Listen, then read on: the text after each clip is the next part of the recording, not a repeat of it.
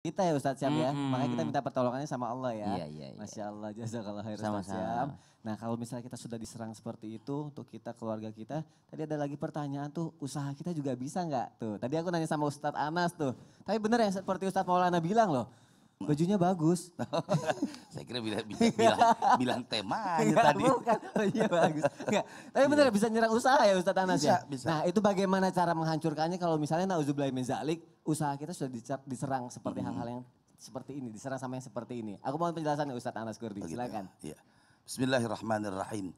Kalau tadi ayat yang diteruskan itu min syarri hasidin idza hasad. Kalau orang sudah iri, kalau orang sudah dengki, apa saja dilakukan.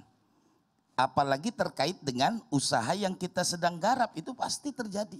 Bagaimana mereka caranya, bagaimana mereka mau menghancurkan. Kalau yang mau dihancurkan misalnya usaha yang terkait rumah makannya. Bisa jadi yang pertama mereka seakan-akan tertutup padahal rumah makannya terbuka.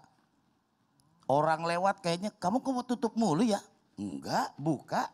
Jadi dihilangkan pandangan orang ketika melewati rumah makannya. Atau juga makanannya. Baru kok dimasak kayaknya kok sudah berubah aroma dan rasanya. Nah gitu. Atau mungkin juga orang-orang yang bekerja di tempat usahanya yang akan dikerjai. Nah ini bisa dilihat dari mana yang mereka akan kerjakan. Kalau misalnya yang dikerjakan adalah usahanya, memang Nabi mengajarkan.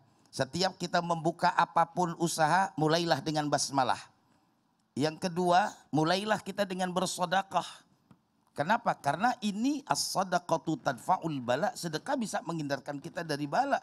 Terkait juga dengan sihir. Jadi usaha apapun yang kita mau kerjakan. Baik usaha yang terkait dengan konsumtif yang kita makan. Atau usaha-usaha yang lain.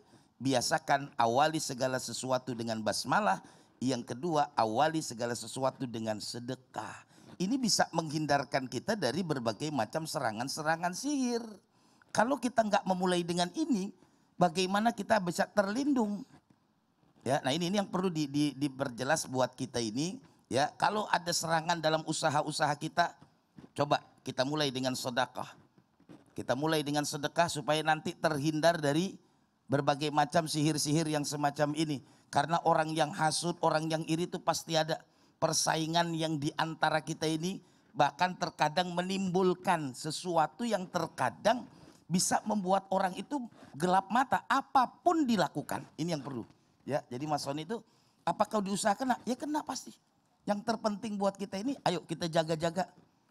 Ya, kalau misalnya cuman makanan kemudian ketutup, yang kita khawatirkan orangnya juga yang kena. Aduh. Nah, ini kan lebih bahaya. Ya, nah makanya saya berharap nih bagi yang punya usaha, mulailah segala sesuatu itu dengan mendekatkan diri kepada Allah. Buka usaha bismillahirrahmanirrahim. Itu dimulai. Kemudian biasakan juga kita bersedekah.